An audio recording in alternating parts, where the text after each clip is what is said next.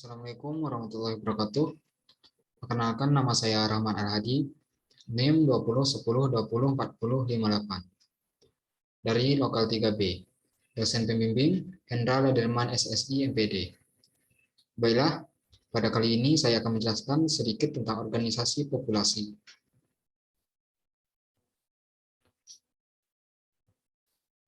Penyebaran populasi. Penyebaran populasi terbagi menjadi tiga, yaitu tekanan populasi. Dengan bertambahnya jumlah populasi di dunia ini, maka tumbuhan dan hewan akan berpindah dari tempat yang satu ke tempat lainnya dan menyebabkan jumlah mereka tersebar di dunia. Yang kedua, persaingan. Persaingan yang dimaksud di sini adalah perebutan wilayah kekuasaan.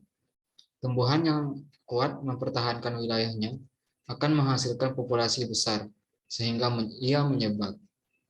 Perubahan yang terakhir ada perubahan habitat. Perubahan lingkungan tempat tinggal dapat menyebabkan ketidakmampuan dalam beradaptasi terhadap perubahan tersebut dan menjadi merasa tidak cocok untuk ditempati daerah asalnya lagi. Selanjutnya, sarana dan hambatan persebaran. Yang pertama adalah sarana. Sarana yang pertama yaitu udara. Udara dalam hal ini digunakan oleh hewan untuk terbang, sedangkan hewan yang menggunakan tekanannya untuk perpindahan benih dari satu ke tempat yang lain. Yang kedua, air.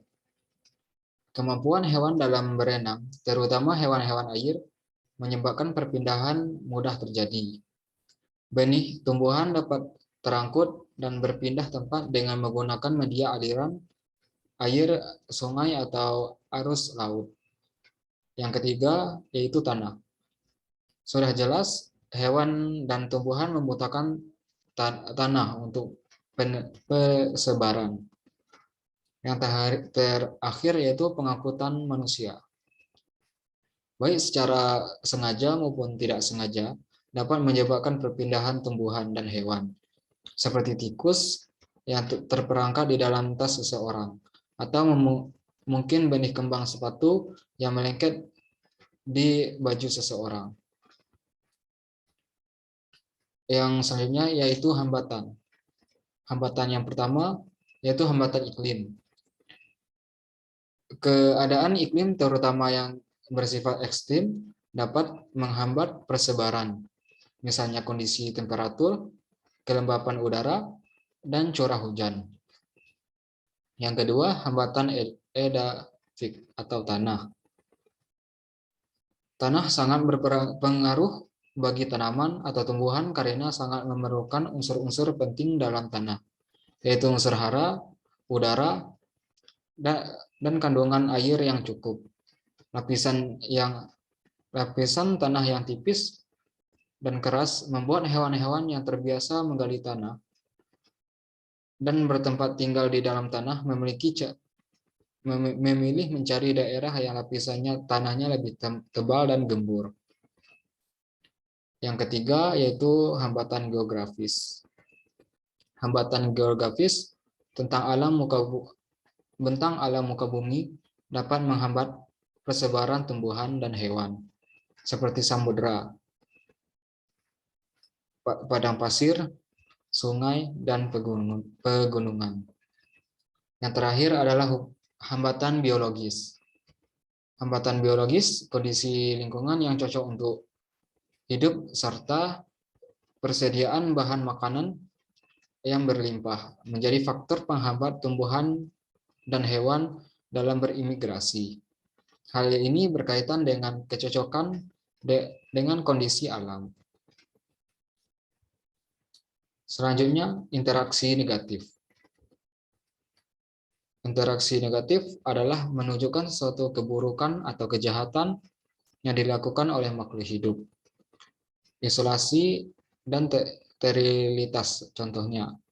Isolasi diakibatkan dari persaingan antara individu dalam mendapatkan sumber daya alam yang ada atau antagonisme.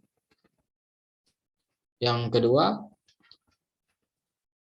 kelompok individu biasanya membatasi daerahnya untuk melakukan kegiatan atau disebut dengan tutorialitas.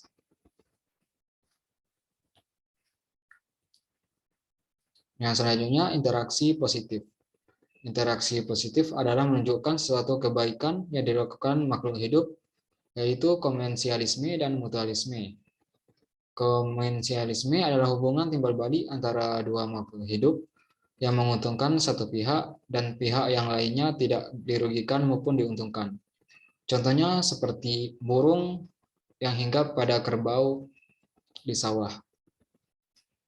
Yang kedua yaitu mutualisme adalah hubungan antara dua organisme yang berbeda namun saling menguntungkan satu sama lain. Contohnya lebah yang membantu proses penyerbukan pada bunga. Demikianlah penjelasan singkat dari saya. Saya tutup dengan wassalamualaikum warahmatullahi wabarakatuh.